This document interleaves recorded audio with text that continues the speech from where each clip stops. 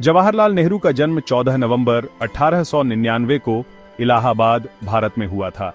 उनके पिता मोतीलाल नेहरू एक मशहूर वकील और इंडियन नेशनल कांग्रेस के लीडर थे। जवाहरलाल की परवरिश बहुत अच्छी हुई। हैरो स्कूल और कैम्ब्रिज यूनिवर्सिटी इंग्लैंड जाने से पहले उन्हें घर पर प्राइवेट ट्यूटर्स से शिक्षा मिली। वेस्टर्न एजुकेशन और लिबरल विचारों ने उनके सोचने के तरीके को बहुत प्रभावित किया। नेहरू 1912 में भारत लौटे और वकालत शुरू की, लेकिन 1916 में महात्मा गांधी से मिलने के बाद उनकी राजनीति में रुचि बढ़ गई। गांधी जी का अहिंसा का संदेश और आजाद भारत का सपना नेहरू जी के दिल को छू गया। तब से नेहरू जी आजादी की लड़ाई में पूरी तरह से शामिल हो गए। वे इंडियन नेशनल कांग्रेस में शामिल हुए और जल्दी ही गांधी जी के करीबी बन गए। उनका करिश्मा, अच्छी बोलने की कला और आजादी के लिए समर्पण ने उन्हें लोगों के बीच एक लोकप्रिय नेता बना दिया। जवाहरलाल नेहरू ने ब्रिटिश राज से भारत की आजादी की लड़ाई में बहुत अहम भूमिका निभाई। उन्होंने कई विरोध प्रदर्शनों में हिस्सा लिया और कई बार जेल भी गए। आजादी के लिए उनका समर्पण अटल था और उन्होंने अपने भाषणों और लेखों से लाखों भारतीयों को प्रेरित किया। नेहरू जी का एक खास योगदान था ब्रिटिश कॉमनवेल्थ में डोमिनियन स्टेटस के बजाय पूरी आजादी की वकालत करना। उनका मानना था कि भारत पूरी तरह से आजाद होना चाहिए और उसे अपना भविष्य खुद तय करने का अधिकार है। नेहरू जी ने कांग्रेस पार्टी के समाजवाद, धर्मनिरपेक्षता और गुटनिरपेक्षता जैसे कई मुद्दों पर रुख को आकार देने में भी अहम भूमिका निभाई। आजादी से पहले के मुश्किल समय में नेहरू जी ने गांधी जी और दूसरे नेताओं के साथ मिलकर ब्रिटिश सरकार से बातचीत करने के लिए बहुत मेहनत की। उनकी कूटनीति और सबको साथ लेकर चलने की क्षमता आजादी की प्रक्रिया की जटिलताओं से निपटने में बहुत काम आई। 1947 में जब भारत आखिरकार आजाद हुआ तो नेहरू जी के नेतृत्व ने शांतिपूर्ण तरीके से देश को चलाने में अहम भूमिका निभाई।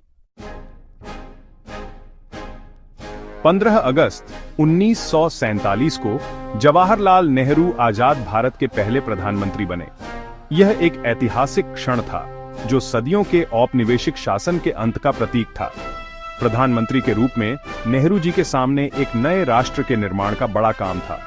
उन्हें गरीबी, अशिक्षा, सांप्रदायिक सद्भाव और राष्ट्रीय एकता जैसे मुद्दों का समाधान करना था। भारत के लिए नेहरू जी का सपना साफ था, एक आधुनिक, लोकतांत्रिक और समाजवादी गणराज्य। वे विज्ञान और तकनीक की शक्ति में विश्वास करते थे ताकि देश का उत्थान हो और लोगों का जीवन बेहतर बने।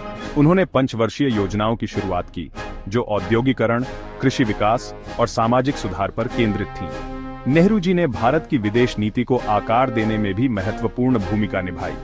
उन्होंने गुटनिरपेक्षता की नीति अपनाई। अमेरिका और सोवियत संघ के बीच शीत युद्ध में किसी का पक्ष लेने से इनकार कर दिया।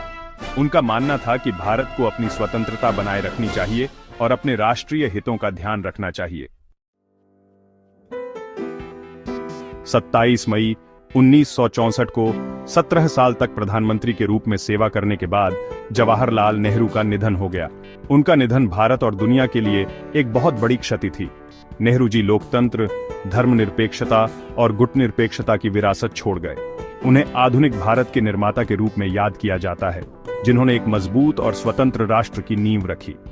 भारत और दुनिया के लिए नेहरू जी का योगदान अविस्मरणीय है। वे एक दूरदर्शी नेता थे जिन्होंने अपने देश के भविष्य को आकार देने में महत्वपूर्ण भूमिका निभाई। लोकतंत्र, धर्मनिरपेक्षता और गुटनिरपेक्षता के उनके आदर्श आज भी भारत की घरेलू और विदेश नीतियों का मार्गदर्शन करते हैं। नेहरू जी की विरासत भारत की सीमाओं से आगे तक फैली हुई है। वे एक सम्मानित राजनेता थे जिन्होंने राष्ट्रों के बीच शांति और समझ को बढ़ावा देने में महत्वपूर्ण भूमिका निभाई। वे उपनिवेशवाद के अंत और विकासशील देशों के अधिकारों के प्रबल समर्थक थे। उनके विचार और आदर्श आज भी दुनिया भर के लोगों को प्रेरित करते हैं।